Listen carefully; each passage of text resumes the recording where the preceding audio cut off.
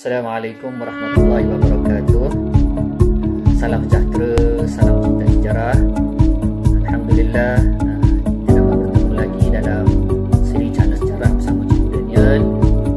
InsyaAllah saya cuba sambung kembali garis masa 2, iaitu garis masa Malaysia, seperti yang saya sebutkan dalam siri sebelum ini siri garis masa 1. InsyaAllah kita sama-sama mendalami tajuk ini. Kita teruskan dengan garis masa 2 Malaysia. Jom kita lihat apa intipati garis masa 2. Okey, hadirin sekalian, garis masa 2 ini saya pecahkan kepada 6 intipati utama. Okay, seperti biasa, saya imbas kembali apabila menceritakan tentang intipati utama ini, rakan-rakan guru atau murid-murid sekalian, kita tidak boleh lari daripada 5 hukum soalan. Apa itu 5 hukum soalan? Anda boleh lihat dengan lebih lanjut dalam Dan Channel siri YouTube saya yang sebelum ini. Cuma saya ringkaskan kepada yang pertama adalah definisi, yang kedua faktor atau sebab, yang ketiga ciri-ciri data proses, yang keempat kepentingan, kelima kesan. Okey, anda mesti sebatikan 5 hukum soalan dan 3 hukum jawapan itu dalam dada anda apabila ingin mendalami sejarah, kerana pengajaran sejarah ini tidak boleh lari daripada 2 hukum tersebut. Okey, kita teruskan kepada intipati yang pertama, garis masa 2 Malaysia, nasionalisme. Apa itu nasionalisme? Itu soalan definisi. 5 hukum soalan. Ringkasnya, nasionalisme adalah cinta kepada siapa? Wa'aini. Kadal, cinta kepada Malaysia. Sarangiyo, Aishiteru, pelbagai bahasa lah. Cinta kepada siapa? Negara dan bangsanya.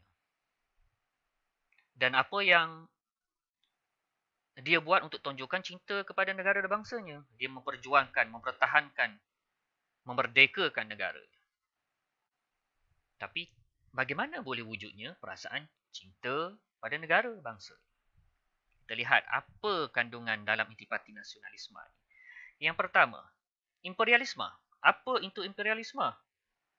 Jajah ringkasnya. Okey, jajah. Jadi apa kesannya kepada nasionalisme? Tidak ada, right? Kita akan lihat apa yang seterusnya. Dalam imperialisme, apa yang anda tahu dan perlu tahu adalah berkait dengan peta, geografi Asia Tenggara dan dunia itu sendiri. Di mana kita melihat tentang siapakah imperialis atau penjajah itu, negara mana yang dijalankan imperialisme atau dijajah itu, dan mengapa berlakunya imperialisme atau penjajahan itu. Yang kedua, apabila dijajah, maka penjajah itu melakukan perubahan.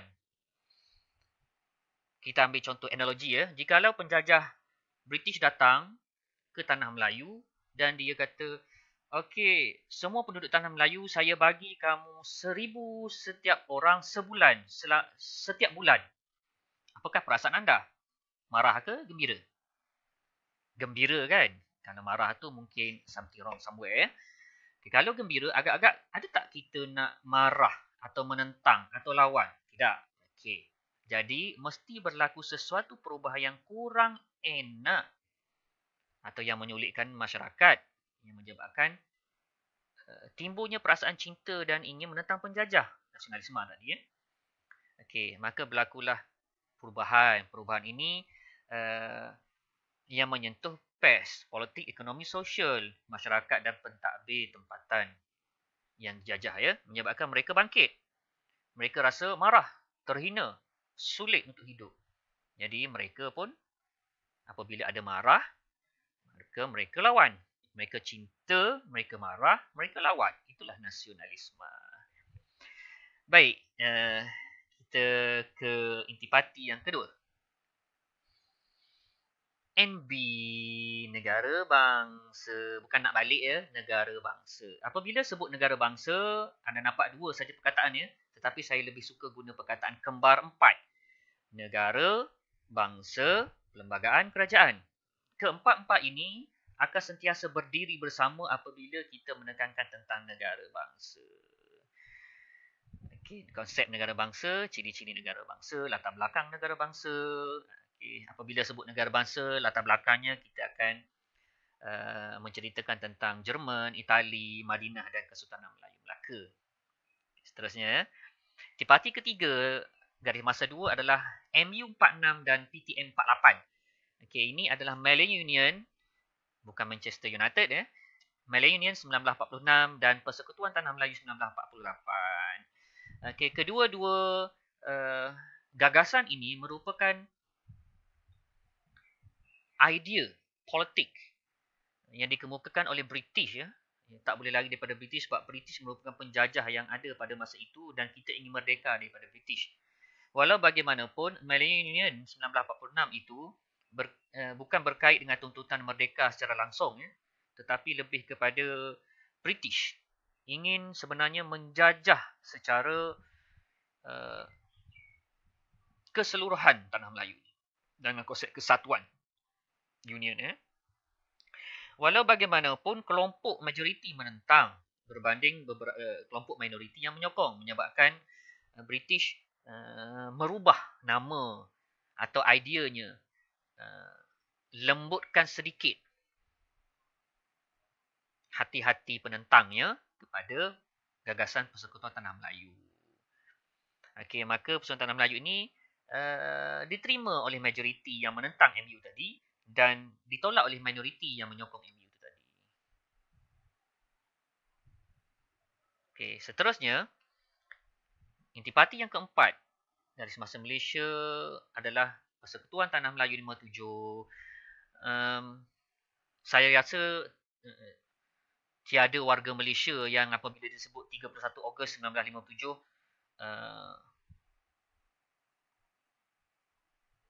tidak terkesan dalam hatinya. Okey, kerana semua warga kecuali bayi ya, mungkin bayi sebab dia masih belum mengerti. Tapi kalau kita yang sudah matang ini, apabila disebut 1957 itu tadi, kita akan rasa sesuatu yang menyentuh perasaan. Merdeka kita daripada penjajahan. Okay, hampir 400 tahun lebih ya. Apabila Kesultanan Melaka itu digulingkan hasil pengkhianatan warganya sendiri ya. Apa yang diceritakan dalam PTM 57 ini adalah satu proses panjang ya, ke arah merdeka itu sendiri. Okay. Susah payahnya tokoh-tokoh pejuang tempatan, sama ada melalui gerakan yang agak radikal atau gerakan yang berasaskan pena, maka mereka lahir dengan beberapa gagasan seperti sistem ahli dan pakatan murni. Tema asas kepada kedua-dua ini adalah kerjasama antara kaum atau prospek hari ini, istilah hari ini kita sebut perpaduan. Malaysia tidak mungkin akan merdeka tanpa perpaduan. Okay, apabila merdeka, rakan sekitar, jiran, adik-beradik bersebelahan dengan kita, bersempena dengan geografi kita masih belum merdeka. Maka timbullah idea untuk membentuk satu gagasan yang lebih besar. Okay, hasil daripada cetusan Tunku Abdul Rahman ya. Saya ringkaskan analoginya kepada kembar lima. Okay, kembar lima ya. Asalnya si ibunya, ibu pertiwinya mengandung dan scan asalnya 5 adik-beradik. Okay, namun satu adik-beradiknya keguguran sebelum lahir. Meninggal dalam kandungan. Sempat lahirnya 4. Yang gugurnya nama Brunei. Kembar 4. Okay, 4. Yang pertama tu yang sulung lah ya, besar sikit. Persekutuan Tanah Melayu namanya. Adik yang keduanya agak kuat makan ya. Nah, saya namakan dia Sarawak. Besar sikit badannya. Adik yang ketiga manja sedikit. Sabah namanya. Dan adik yang keempat ni, bongsu ni agak nakal. Okay, suka sepak maknya, ayahnya. Namanya Singapura. Dan hasil kenakalannya, akhirnya si adik keempat bongsu ini ditendang keluar. Jadilah uh, Singapura pada hari ini. Okay, itu analoginya ya. Apa yang terkandung dalam Malaysia? Saya ringkaskan balik. Okay, PES ya. Kita tidak boleh lari daripada PES. Politik Malaysia. Ini saya bentukkan ringkasan. Apabila sebut politik Malaysia, kita akan bercerita tentang demokrasi di Malaysia. Sistem demokrasi di Malaysia ya, raja berperlembagaan, perlembagaan itu sendiri, kuasa pemerintahan, parlimen, pilihan raya ya. Sistem kerajaan persekutuan, kerajaan negeri. Yang kedua adalah ekonomi. Apabila kita sebut ekonomi, kita sebut dasar-dasar pembangunan ekonomi, DPE ya. Atau kita ringkaskan pecahannya kepada rancangan jangka panjang, rancangan 5 tahun ya, RM atau RMK. RM tu rancangan Malaya, RMK rancangan Malaysia ke ya. Seterusnya S adalah dasar sosial, dasar pembangunan sosial ya, yang berkait dengan sosial lah, pendidikan, akta bahasa, sukan. Okey, itu anda dapat rujuk dalam tajuk Malaysia. Dan intipati akhir, intipati ke-6 dalam garis masa 2. Ini terakhir ya, dah nak habis ya, garis masanya. Okey, apa intipati akhir dasar luar Malaysia? Okey, kalau Malaysia mengamalkan dasar tutup pintu, Malaysia tidak akan maju seperti hari ini ya. Anda tidak akan ada telefon Samsung di tangan atau iPhone sebab ini semua barang daripada luar. Anda tidak ada TV Toshiba atau mesin basuh Samsung atau peti sejuk Toshiba atau Kowe. Kalau kita mengamalkan dasar tutup pintu. Sebab itu Malaysia mengamalkan dasar terbuka, dasar luar. Okay. Terdapat beberapa topik dalam dasar luar ya. Yang pertama adalah berkisar tentang perang. Okay. Latar belakang dasar luar ya, kita ceritakan tentang perang dunia 1 dan 2, perang dingin, blok dunia, komunis kapitalis ya. Apabila kita sebut komunis, kita akan bercerita tentang Rusia, negara China. Apabila sebut kapitalis, kita akan sebut negara barat, Amerika, Eropah.